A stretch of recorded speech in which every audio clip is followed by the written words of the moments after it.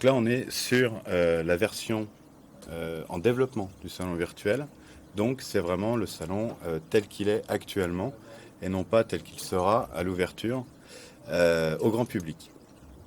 Ce qu'on peut noter, malgré la virtualité du salon, on reste accueilli quand même par une personne physique qui vient du coup apporter cette chaleur aux visiteurs.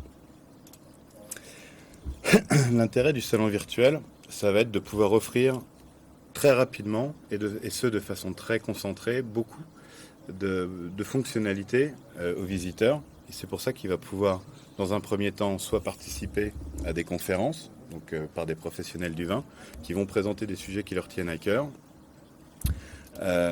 Cette conférence, du coup, va mettre en scène d'autres professionnels du vin qui ne seront pas forcément exposants sur le salon, mais qui pourront venir présenter, du coup, leur métier ou alors des points qui sont importants pour le monde. Et l'énorme avantage de ces conférences, c'est que l'utilisateur va pouvoir interagir avec le conférencier.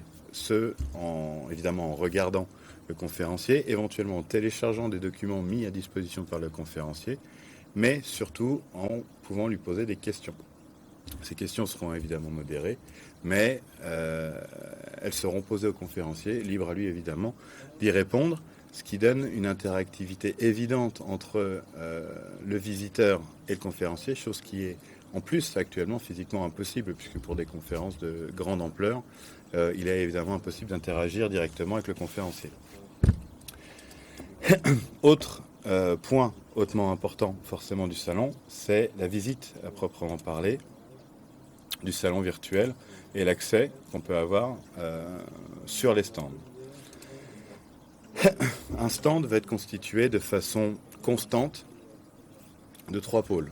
Ces pôles vont constituer des points d'ancrage, des repères pour le visiteur dans les stands, et ces 3 pôles vont être constitués de façon invariante par la possibilité de visualiser les produits de l'exposant sans forcément pouvoir les acheter, la possibilité de rentrer en relation avec l'exposant, donc par le biais de chat, webcam et conversation micro, et évidemment la possibilité de télécharger et de visualiser des documents multimédia propres au domaine de l'exposant. L'immersion qui est faite dans le stand